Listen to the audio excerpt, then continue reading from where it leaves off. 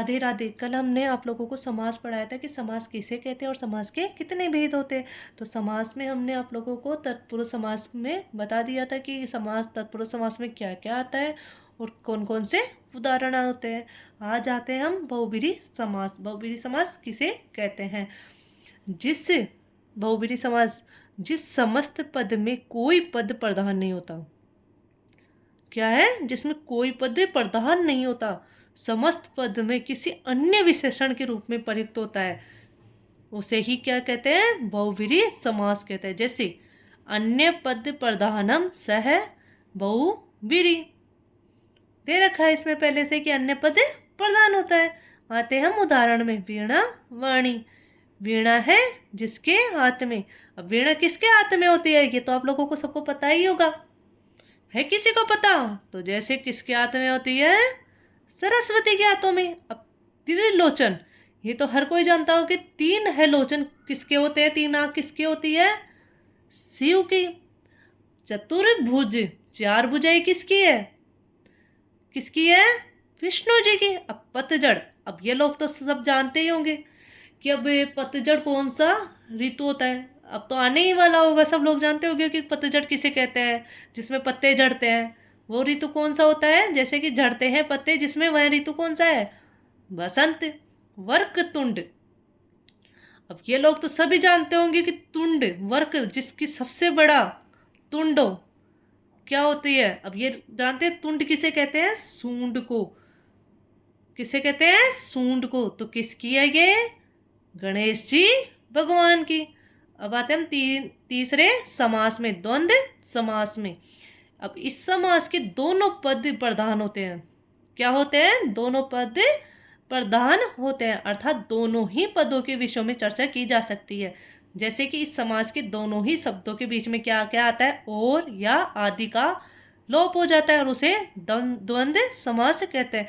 जब इसको शब्द बनाया जाता है तब तो इसमें इनको लोप हो जाता है, और जब इनका विग्रह किया जाता है तो इनका प्रयोग किया जाता है। जैसे कि 10 12, क्या है? 10 12, तो 10 या 12, पाप पुण्य, पाप या पुण्य, हानि या लाभ, क्या रहा है? हानि या लाभ। वैसे ही कई शब्द होते हैं, जैसे कि उल्टा सीधा, उल्टा अथवा सीधा, थोड़ा बहुत, थोड़ा अथवा बहुत। अब आते हैं हम और में। माता पिता, हम कहते नहीं है माता और पिता। 25 5 और 20, दूध रोटी, दूध और रोटी। गुरु शिष्य, गुरु और शिष्य आदि। अब आदि में क्या क्या आता है? जल वायु, जल वायु आदि। कपड़े लत्ते, कपड़े लत्ते आदि। अब आते हैं हम चौथे समास में। चौथा समास कौन सा है? अव्यय, अव्यय ही भाव समास।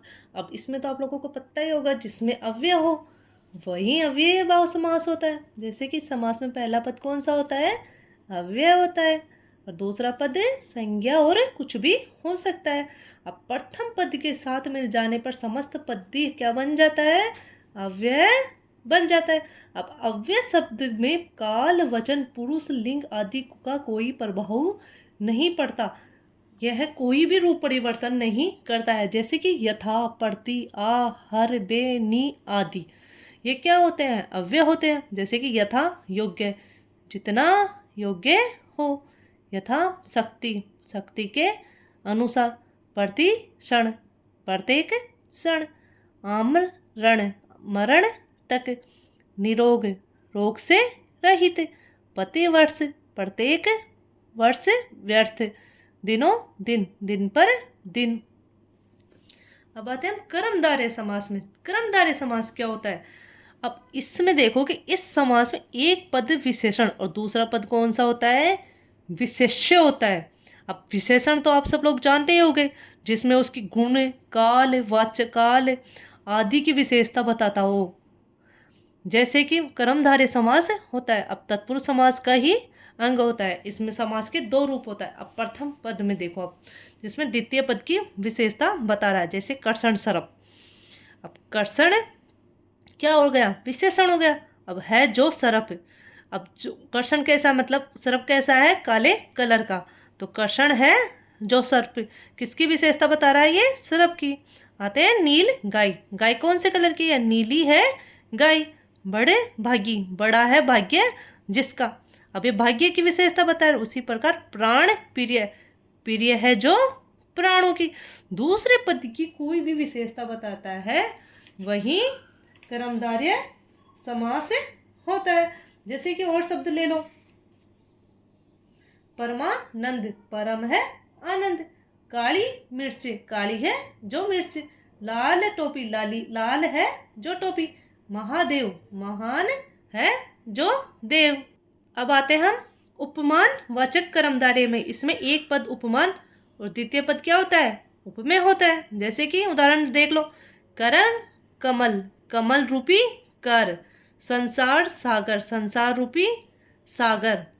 पहला पद कौन सा? उपमान। अब ये उसकी उपमेयता बता रहा है। वैसे ही चंद्र मुख, अब चंद्र के समान क्या हो रहा है? मुख। मुख किसके समान है? चंद्र के समान। अब आते हैं हम 6 नंबर के समास में। 6 नंबर का समास कौन सा है? द्विगु समास। अब इस समास को पहचानने के लिए, जैसे प्रथम पद कौन सा होता है? संख्यावाची होता है। अब आप लोग सोचोगे कि त्रिलोचन में भी संख्यावाची होता है, अब इसमें भी संख्या है, बट उसमें मतलब जैसे कि त्रिलोचन क्या बता रहा है? 3 आंख है, उसमें अन्य पद प्रदान हो रहा है, जबकि इसमें संख्या ही हो रही है। जैसे कि तिबारा, अब 3 है जिसके द्वारा, अब ये अलग, आप कहोगे कि ये तो अलग विशेषता बता रहा है। अब अलग विशेषता थोड़े बता रहा है। जैसे तिब्बारा, तिब्बारा अलग थोड़ी है। अब 3 है जिसके द्वार, एकांकी, एक है अंक जिसका। अब चौपड़, 4 फड़ों का समूह है। दुपहिया, 2 पहियों वाला। पंचतंत्र, 5 तंत्रों का समूह है। राधे राधे। ये क्लास यहीं समाप्त होती है। आप लोगों को समझ में आ गया होगा कि समास कैसे होता है और समास से कैसे कैसे बनता है और समास को कैसे विग्रह किया जाता है। राधे राधे।